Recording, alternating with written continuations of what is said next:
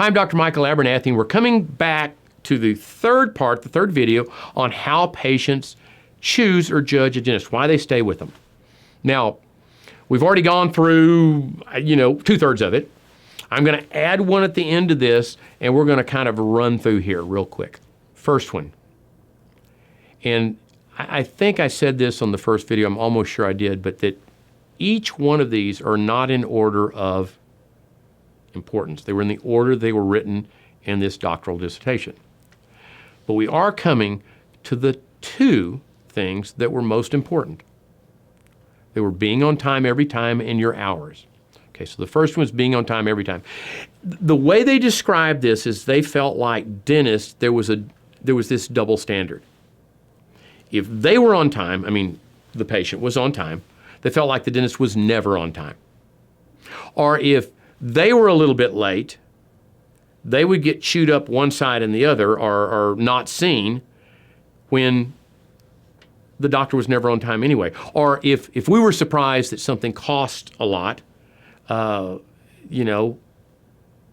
guess there's a double standard there because we can't afford the treatment plans we present to our patients oftentimes. Our staff certainly can't. So being on every time is important. You should never run over, never keep anybody busy. It's a it's a sign of a lack of respect for the next patient. And the next patient is more important than the one you're working on. It's the inability for you to treatment plan properly and give yourself enough time to do it. You're kind of a legend in your own mind. The next one are your hours. Okay, and they were just like livid about this. Look, I've got kids, I work there, I can't come back here, pick up the kids, go back and forth. You're not open Fridays, you're not open Saturdays. I have dentistry done somewhere else because I can't make it in here. You've got hours from 8 until 5, Monday, Tuesday, Wednesday, Thursday. You sit down and talk to doctors and you go, doctors, have you ever been to the mall on, let's say, a Saturday? And they go, well, yeah, once, that's it. It's horrible. It's like, are you kidding me? These were terrible. There are just millions of people there. And I said, well, what do you think they were doing? He said, well, they were buying crap. And I said, why do you think they're there? Well, they weren't at work. I said, okay, have you ever been on like Monday, Tuesday, Wednesday, or Thursday? Yeah, that's when I go.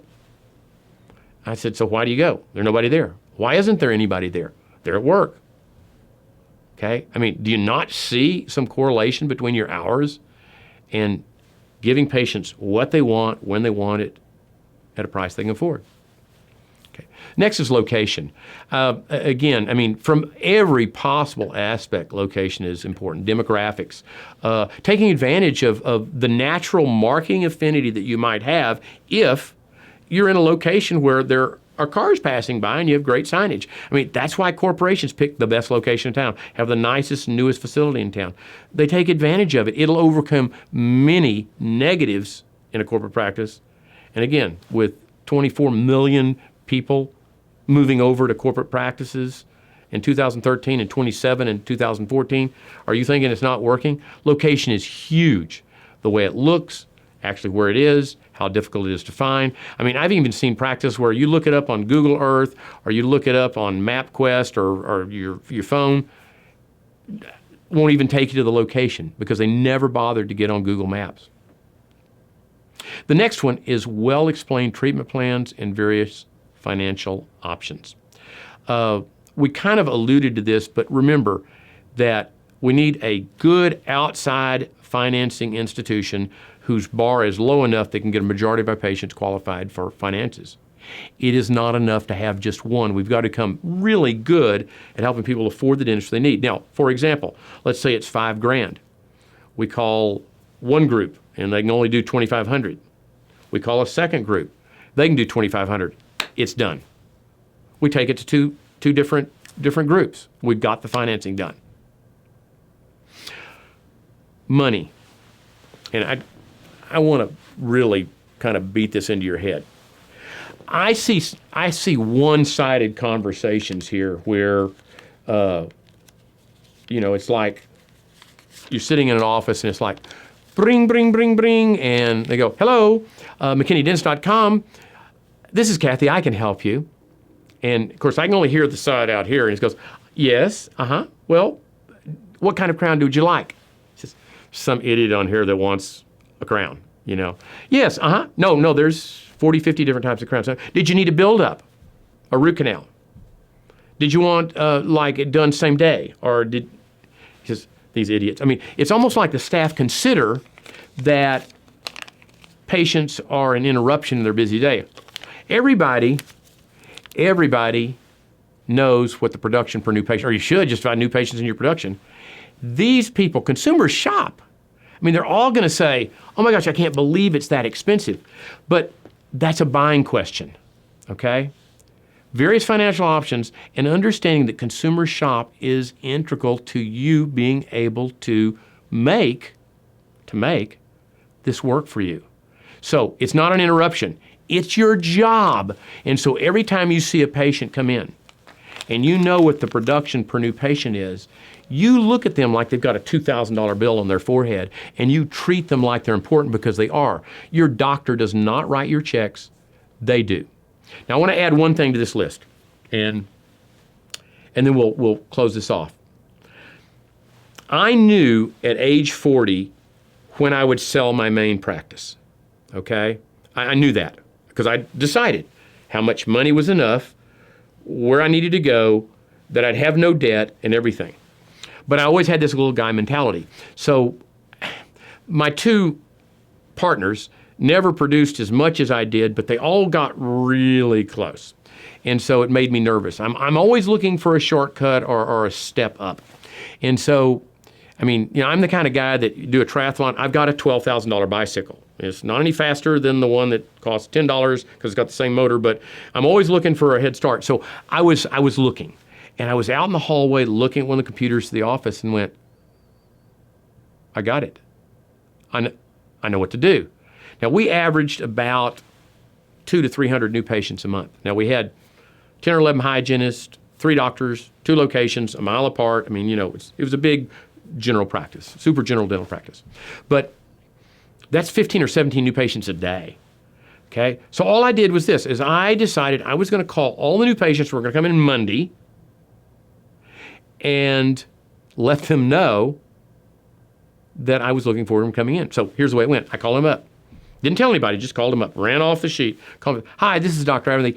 I was just calling to see if there was anything, you know you're coming in to get your teeth cleaned, if there was anything any question I might answer that would help that appointment go better for you. And the phone would go dead. I'd go, hello? Hello?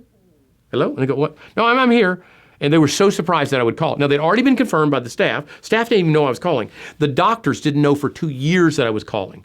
But here's the interesting ripple effect of this. Okay, Monday morning comes. Now, the other office is open. I'm in this office with another doctor and 4 hygienists. The other doctor's in this office with 2 hygienists, and things are blowing and going. So the light system comes on, and I'm operating in this particular office, had 10 ops. I could walk across the end, around the front, through the consultation room, through the sterilization area. Well, I started to walk that way when the light came on, and Dr. Markham was working. Now, Dr. Markham's one of these guys that he's a better dentist than I was. He had perfect black Superman hair with a slight curl to it, and he was also 20-something years younger, and it always blew. I mean, no matter how his hair was blowing. I mean, and he'd walk in the room and he'd just go, he goes, hi, Matthew Markham, and he could, he had like 8-pack abs you could see through scrubs, okay? So I started through the sterilization. He didn't know I was coming. He came around the other side, and he walked into the room before me. So I was gonna just turn around. It was no big deal. And I went, wait a minute, that was one of those new patients. So I walked up to the panel that separated the 2 openings, and I was just kind of listening. He walks in, and I mean, the clouds parted, his hair was blowing, his abs were rippling, the angels were singing, and he goes, hi, I'm Matthew Markham. And I'll never forget this, what the patient is. She goes, oh, well, I was hoping to see Dr. Abernathy. And I was going, yeah. Okay, so I just tapped him on the shoulder and said, Matt, I got it. And it wasn't unusual for that to happen occasionally because I'd been there for, 35, 40 years, and he was starting out and stuff like that. So he didn't think anything of it. But for 2 years, they didn't know I was doing this. Now, what was interesting was that in the office where I wasn't even working there, 37% of all the patients that saw that doctor, now I called every new patient beforehand, 37% asked to have me do their work, even though I never saw them. And the patients in the office that I actually saw, it's like it removed their photon torpedo shields, and they weren't sitting like this, and they weren't resistant. It was almost like they'd been a direct referral from a patient. So of this list of 13, add this 14th one. That's what patients want. If you have any more questions, go to bestfordentistry.com. Thank you very much.